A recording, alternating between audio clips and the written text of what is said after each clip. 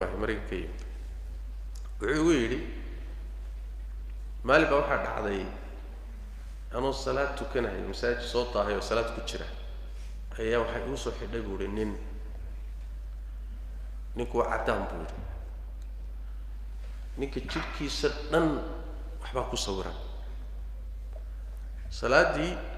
waan ku jira ninkan gadaal iga soo xidhay salaada yani yara milixsaday buuri markaas waxa arkay buuri jirkiisa oo dhan wada doorsoon markaas waxa isii wallahi kuwani kani malaha gaangiski wax dili jiray weey wallahi ku dilu raba salaadii wuxuu waswas baan ku dhameystay iyo baqdin salaadii markaan ka baxay ninkii si caadi u ila tukaday salaadii ka baxay markaan ka baxano banaanka u baxnay masaajidkan weydiiyay buuri wareeda nin muslim aad u egtahay maxay tahay waxan ninkii wuxuu yiri gaal baan ahaan jiray gabadh Soomaali ah ayaan saaxiib la ahaa buuri anoo gaal ah gabadha marka wuxuu yiri ayada lafteedu ma fiicnayn qashinka iyo khamrada iyo tumashada iyo waxana saaxiib ku ahayn gabadhii sidaan saa ula soconay saaxiib u ahay ayaan maalinkii daba waxaan idhi buu yiri aan ku guursado markaas waxay tiri gaal baa tahay oo ima geydin gaal baa tahay oo ima guursan kartid saaxiibnimadii way uga shahay guurna ma oga macna iimaan baa ku jira Soomaa caasiyad baa ahaatee laakiin iimaan baa ku jira waxay tiri ima geydid oo ima guursan kartid طيب seen ku guursada soo islaam bay tiri waayahay buu ikaxeeyo cidii islaami lahayd iigay way soo kaxaysay bitiri wadaad buu ii keentay wadaadkii baa islaamiyay markuu islaamiyay baan diintii marka sii baaray waxbaan sii akhriyay diintii baan ogaaday buu xaqiiqada waan fiicnaaday khamradii baan ka baxay sinadii baan ka baxay qashinkii baan ka baxay gabadhii saaxiibnimadeedii waan gooyay waan hagaagay buu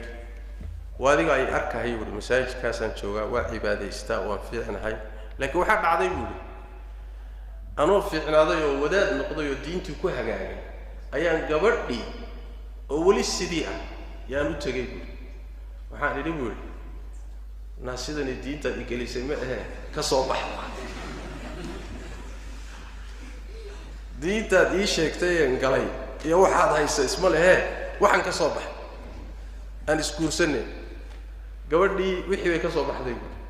waan guursaday buu way xijaabatay ayadoo fiican oo toosan iyo hadda xaas ii tahay buu caruurna ii dhashay labadoodu soo la yaab ma leh tani iyada oo khariban bay soo islaamisay iyadana isagii ay islaamisay baa soo hagaajiyay oo ilaahay soo uga dhigay sababa waxa laga yaabaa gabadhaas meesha ilaahay hagaageeda ka bilaabay inay ahayd nin gaala inuu guursado markay diiday halkaas furuhuba ka bilowday Soomaarta furuhu ka bilowday gaal baa tahay ima guursan kartid isaga inuu hagaagana qodobkaas sabab u ahaa iyadu inay hagaagtana isla qodobkaas sabab u ahaa waa meesha markay yiraahdaan ruuxa muslimka si kasta oo caasi u yahay iimaanka ku jira ay masahlana lama sahlana marka yani wax weey waxaan ku keenay sawirrada jidka lagu sameeyo marba waxba laga qaban karin waxaan ku yiri buu war sawirkan maadaama aad islaamtay maad iska goysid wuxuu yiri lacag aad u far badan buu ikalifayaa mana haysto sidaas daraadeed sidaasaan isaga tukanayaa goortii ilaahay wax siiyana waan sameyn laakiin hadda waan iska cibaadaysanay wallahu a'lam